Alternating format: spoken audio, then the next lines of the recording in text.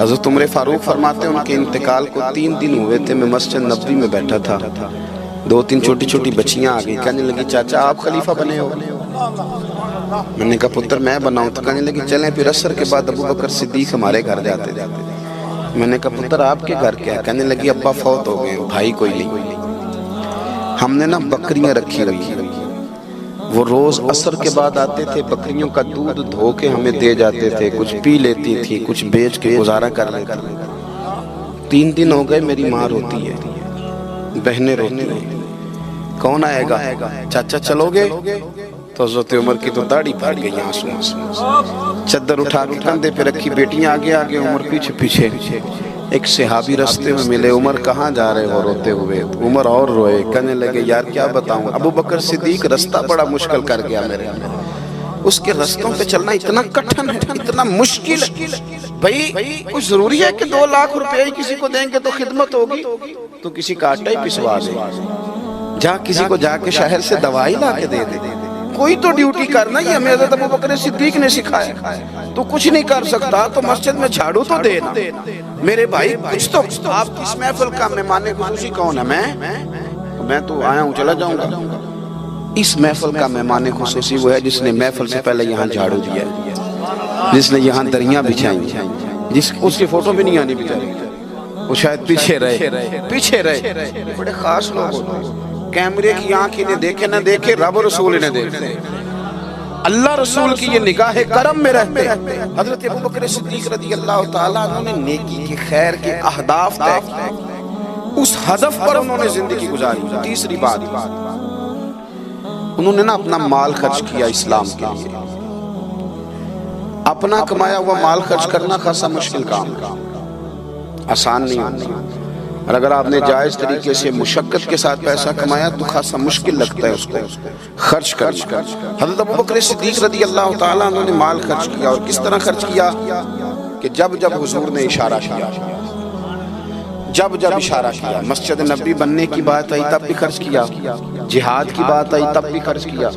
حالات اوپر نیچے ہوتے رہتے ہیں، جنگ میں حضور نے اعلان کیا تو حالات کچھ زیادہ مؤثر نہیں تھے صدیق اکبر کے، تو حضرت عمر کہتے ہیں اس دن میں نے سوچا آج میں نے آگے گزارنا، تو میں آدھا مال لے آیا گھر سے۔ کتنا؟ زکوٰۃ کتنے فیصد ہے؟ بول کے بتائیں، جوان کیوں نہیں بول رہے؟ کتنے فیصد؟ زکوٰۃ 2.5% ہے، 2.5%، 100 میں سے 2.5 روپے۔ حضرت عمر کتنے لے آئے؟ 50 روپے 100 میں سے۔ یہ بڑا مشکل کام ہے، 2.5% دیتے ہیں تو لوگ کئی حساب کرتے ہیں، اور 50% یعنی آدھے پیسوں کو تھوڑا نہ سمجھیں آپ۔ حضرت عمر بہت زیادہ پیسے لے کے آئے، 50%، گھر کی ہر شے آدھی کر کے لے آئے۔ اور آپ فرماتے ہیں میرے حالات بڑے اچھے تھے ان دنوں، اور ابو بکر صدیق کے معاملات کا مجھے پتہ تھا، تو میرے دل میں خیال آیا کہ آج نہ میں نے ابو بکر سے آگے گزر جانا۔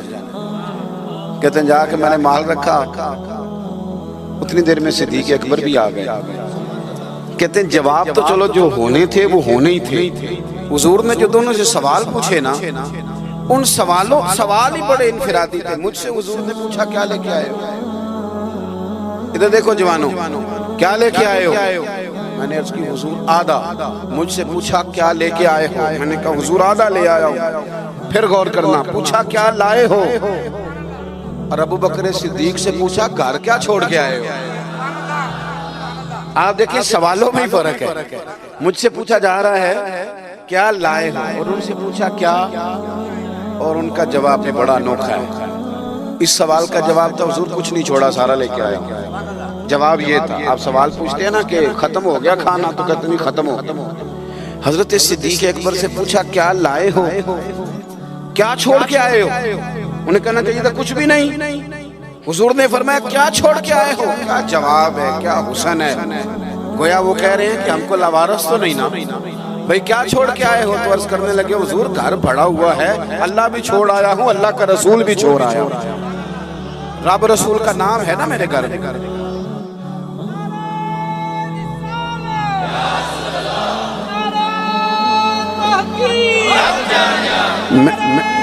سنے فرماتے میں نا اللہ اور اس کے رسول، او بھائی ہمارے گھروں میں سارا کچھ ہے آج کل، اللہ رسول کا نام نہیں، معاذ وہ کیا کہہ رہے تھے؟ جھاڑو پھیر کے ہر شے لے آئے، پر گھر میں اللہ رسول کا نام، اللہ رسول کا ذکر میرے گھر میں ہے۔ تو آپ نے کبھی کسی کتاب میں یہ پڑھا ہے یا کسی عالم نے بتایا کہ اس کے بعد حضرت صدیق اکبر معاذ اللہ کنگال ہو گئے تھے؟ وہ تو پھر مالا مال تھے، اس کے بعد بھی کئی دفعہ دیا۔ وہ سبق بتا رہے ہیں، سبق ہمیں کہ رب رسول کے نام پہ سارا کچھ بھی لٹا دو گے نا تو گھر میں اللہ رسول کا نام ہونا چاہیے، بڑی برکتیں اللہ عطا فرمائے۔ ہم نے نا دولت تجوریوں میں بھر کے رکھی ہے، جو اصل دولت تھی اللہ رسول کا ذکر، اس سے ہم تھوڑے سے پیچھے۔ اب حدیث پاک سنیں، ہر بندہ حضرت صدیق اکبر کی عظمت بیان کرے گا اپنے علم کے مطابق، فہم کے مطابق، لیکن ان کی شان تک کون پہنچ سکتا ہے؟ حضرت ابوبکر صدیق رضی اللہ تعالیٰ عنہ کی شان میں بڑی حدیثیں ہیں، لیکن میں اس حدیث پہ آ کے ٹھہر جاتا ہوں، طبیعت جم جاتی ہے کہ یار یہ کیا معاملہ ہے۔ نبی پاک علیہ السلام نے فرمایا، لوگوں میرے پاس جس کے بھی پیسے آئے ہیں نا میں نے امانت سمجھ کے خرچ کیے، لیکن جب ابوبکر صدیق کے پیسے آئے میں نے اپنے سمجھ کے خرچ کیے، اپنے سمجھ، فکر کوئی نہیں، جہاں مرضی لگا، اپنے سمجھ کے خرچے۔ آخری بات میں آپ کی خدمت میں عرض کر رہا ہوں، ایک تو پہلے صاحب سے عرض کیا کہ سچ سچ ہی ہوتا ہے، حق وہ حالات دیکھ کے نہیں بولے، وہ ضمیر کی آواز سن کے بولے۔ دوسری بات، ہدف طے کریں نیکی کا، یہ کام میں نے کرنے، آپ ہدف طے کریں، اللہ مدد کرے۔ تیسری بات میرے عزیز، حضرت ابوبکر صدیق نے مال خرچ کیا۔ مال جو ہے نا، نبی پاک علیہ السلام نے فرمایا، اعلیٰ حضرت نے فتاوی رضویہ میں حدیث لکھی ہے کہ آخری دور میں دین کا کام بھی درہم و دینار سے ہوگا، پیسوں سے کام ہوگا۔ آپ کو ادارے بنانے ہیں، مساجد بنانی ہیں، کتابیں چھپوانی ہیں، تو کس طرح چھپیں؟ اپنا مال ہم نے یہ ذمہ دے دیا امیروں کو کہ امیر خرچ کریں گے، حالانکہ ہم نے وہ حدیثیں نہیں پڑھی کہ ایک صحابی کلو کھجورے لے کے آ گئے اور مسجد نبوی میں مال کا ڈھیر لگا ہوا تھا، تو حضور نے فرمایا یہ کلو کھجورے نا سارے مال کے اوپر بکھیر دو، جتنا سب کو ثواب ملے گا اتنا اس 1 کلو والے کو ملے گا۔ تو ہم نا وہ ذوق نہیں پیدا کر پا رہے کہ 10 روپے کی اللہ رسول کی نظر میں اخلاص والے 10 روپے کی بڑی قدر، ہم سوچتے ہیں کہ وہ نا سارا کچھ چودھری صاحب ہی آ کے کریں گے، حالانکہ برکت والا جو مال ہوتا ہے اس میں بڑی خیر ہوتی ہے۔ آخری بات جو بڑی ضروری ہے اس پر غور کریں، فیصلے زندگی میں جب بھی کریں انصاف پر مبنی کریں، محبت دیکھ کے فیصلہ نہ کریں۔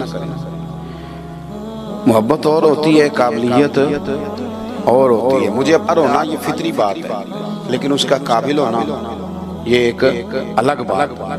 ہر باپ کو اپنے بیٹے بیٹی سے محبت ہوتی ہے، یہ فطری تقاضا ہے، لیکن وہ قابل بھی ہو یہ ضروری نہیں ہوتا۔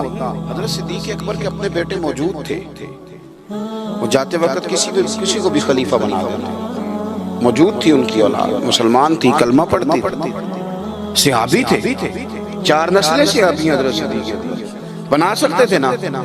اور حضرت عمر نے تو کبھی ایسا نہیں کیا کہ تحفے بھیجے ہوں، دوستی بڑھائی ہو، بلکہ وہ تو کہتے ہیں کہ ہماری تو نیکیوں میں آگے گزرنے کی دوڑ ہی لگی رہی ساری، معاملہ دوڑ میں رہا۔ لیکن حضرت ابوبکر کا فیصلہ دیکھیں، جب وقت وصال آیا آپ نے فرمایا عمر کو بلاؤ، ساری چیزیں وصیتیں نصیحتیں کی، سب کچھ حضرت عمر کے سپرد کیا۔ لوگوں نے کہا کہ ابوبکر صدیق یہ تو بڑے سخت آدمی ہیں، آپ ایک سخت گیر آدمی کو بنا کے جا رہے ہیں۔ تو نبی پاک صلی اللہ علیہ وسلم کے غلام نے کیا جواب دیا؟ فرمانے لگے میں اس وقت دنیا سے جا رہا ہوں، اس موقع پہ بڑا جھوٹا آدمی بھی سچ بولنے لگا، میں جب اللہ رسول کی بارگاہ میں جاؤں گا تو مجھ سے پوچھا جائے گا کہ امت کے بارے میں کیا فیصلہ کر کے آئے ہو، تو میں کہوں گا امت میں جو سب سے بہترین تھا اسے امت کا سربراہ بنا کے آیا۔ ہم لوگوں نے نا فیصلے میرٹ میں نہیں کبھی الیکشن ہو رہے ہیں، فلاں کام ہو رہا ہے، ووٹ کس کو دینا ہے، کہتے ہیں ساری برادری ادھر ہے۔ اب برادری کو چھوڑیں، یہ بتائیں سچ کدھر ہے، حقیقت کدھر ہے؟ وہ کسی اور برادری کا بندہ الیکشن لڑ رہا ہے تو وہ بندہ اگر ٹھیک ہے تو ٹھیک ہے، پھر آپ برادری نہ دیکھیں، پھر تو شخص دیکھیں کہ وہ صحیح جا رہا ہے۔ حضرت عمر کے فیصلے ہمیشہ میرٹ ہے، حضرت ابوبکر کے فیصلے ہمیشہ میرٹ ہے، حضرت عثمان غنی، مولا علی شیر خدا، ان لوگوں کے فیصلے ہمیشہ حق کی بنیاد۔ حضرت عمر کو بنا کے گئے. میں نے دوستوں سے کہا تھا اس سال، میں نے کہا تھا کہ حضرت عمر کے حالات پر زیادہ کتابیں ہیں، ان کے واقعات زیادہ ہیں، چونکہ انہیں وقت زیادہ ملا نا 10-11 سال. حضرت ابوبکر صدیق کو تو 2 سال ملے، لیکن ان کی خلافت کو مضبوط حضرت ابوبکر صدیق نے کیا.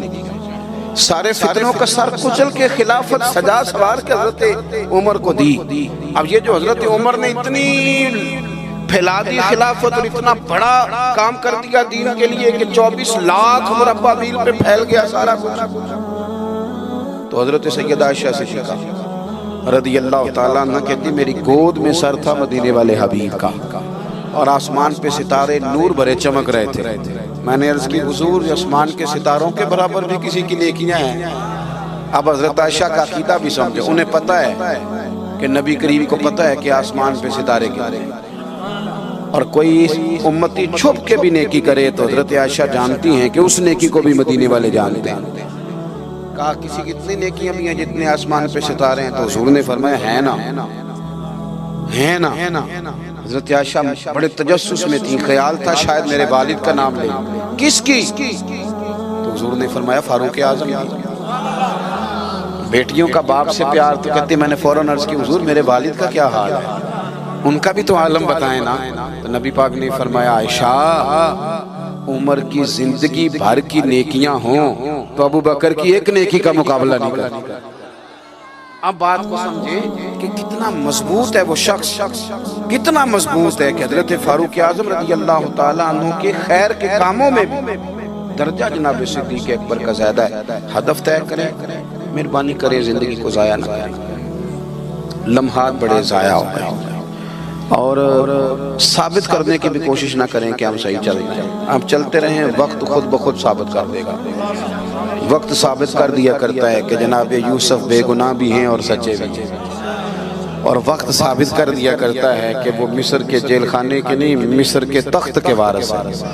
تو آپ کام کریں، کوشش کریں، دین کے لیے آگے بڑھیں.